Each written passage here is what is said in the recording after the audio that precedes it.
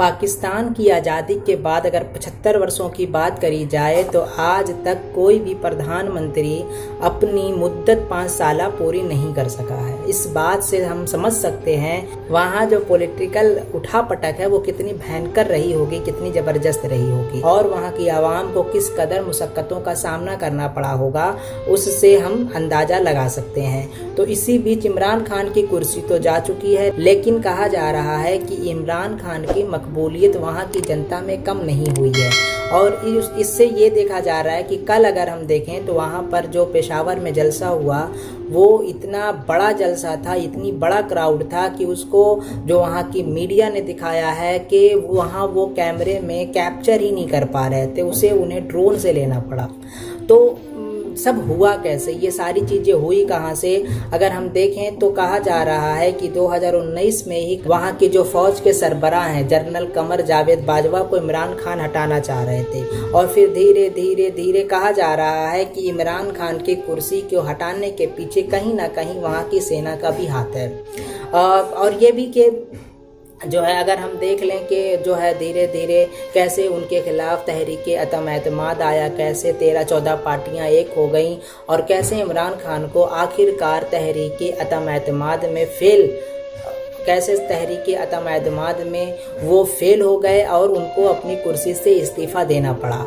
अब बात करी जाए कि क्या क्या हुआ उस रात, कैसे सुप्रीम कोर्ट ने अल्टीमेटम दे दिया था कि अगर 9 तारीख तक तहरीके अदम एतमाद पर वोटिंग ना हुई तो तौहीन अदालत का केस भी जो है झेलना पड़ेगा। हालांकि उस दिन अगर हम देखें तो वहाँ पे जो असद कैसर थे, असेंबली के स्पीकर थे, उन्होंने भरपूर कोशिश करी कि किसी भी तरीके से इसे टाला जा सके। हालांकि ये भी बातें आ रही थी कि जो वज़रा थे इमरान खान के वो असद कैसर पे एक तरीके का प्रेशराइज कर रहे थे कि वो वोटिंग ना कराएं, लेकिन जो असद कैसर के जो एडवाइज़र थे वो कह रहे थे कि नहीं, अगर आप नहीं कराते हैं तो अब सुप्रीम कोर्ट की जो है हुक्म उदूली के जो है खिलाफ माने जाएंगे और फिर आपको इसके मुश्किलों का सामना करना पड़ेगा। तो ऐसा लग रहा था कि शायद वोटिंग ना हो पाए। ऐसे में कहा जा रहा था कि सुप्रीम कोर्ट के दरवाजे रात में खुल गए थे कि अगर रात 12 बजे तक वोटिंग ना ही होती है तो फिर तुरंत ही आगे की कार्रवाई जो इमरान खान के खिलाफ सुप्रीम कोर्ट की अवमानना का केस है, हुक्म उदूली का केस है, उसे चलाया जा सके।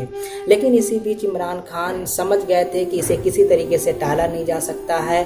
कहा जा रहा है कि उससे 2-4 दिन पहले इमरान खान सेना के आर्मी चीफ से मिले थे और मार्शल लॉ लगाने की भी बात हुई थी। ये खबर BBC और राइटर्स ने दी है। हालांकि सेना ने और सरकार ने दोनों ने इस बात का इनकार किया और अगर ये बात सेना ना मानती तो इमरान खान के मन में यहाँ तक प्लान था सेना के जो चीफ है उन्हें हटा दिया जाएगा। इसीलिए वहाँ की हाई कोर्ट में एक अदनान इकबाल साहब करके थे, उन्होंने पिटीशन दायर कर दिया था सरकार के खिलाफ कि सुप्रीम जो चीफ हैं, जो आर्मी चीफ हैं, उन्हें ना हटाया जाए। हालांकि ये एडवांस पिटीशन थी, बाद में उसे खारिज कर दिया गया क्योंकि ऐसी बातों से सरकार और सेना ने दोनों ने इनकार किया था। रात 9 अप्रैल को सेना से भी मिले इमरान खान और फिर जो है वहाँ के जो ISI है वहाँ से के नदीम अंजुम से भी मिले।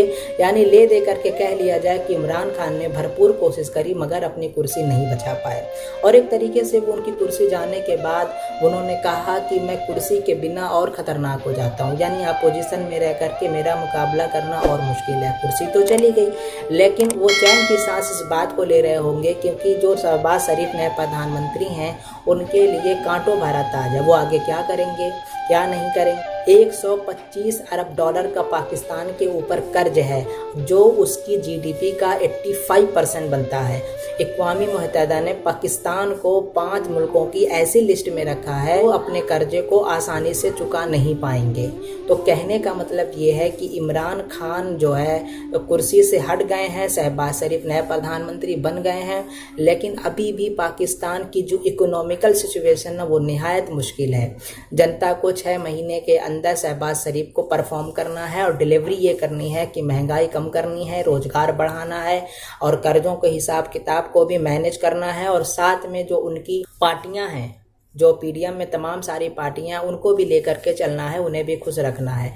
तो शहबाज के सर पर प्रधानमंत्री का ताज नहीं बल्कि एक कांटों भरा ताज है, और जिस कुर्सी पर वो बैठे हैं उस पर कीड़े लगे हुए हैं। ऐसे में इमरान खान जिस तरीके से उन्हें घेर रहे हैं और उन्हें कह रहे हैं कि ये करप्शन है, अभी तो इन पे लाहौर एक कोर्ट में इनको बुलाया गया था, इन पे इल्जाम तय होने हैं।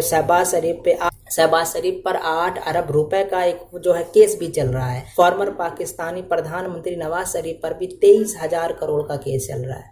तो ये सारी बातें लेकर के देखा जाए तो पाकिस्तान का भविष्य, पाकिस्तान का फ्यूचर, मुस्तकबिल निहायत अंधेरे में है। क्या होता है क्या नहीं होता है इसकी खबर आपको करती जाती रहेगी। मिलते हैं नेक्स्ट वीडियो में किसी और इंटरनेशनल न्यूज़ के साथ। तब तक के लिए अस्सलाम वालेकुम।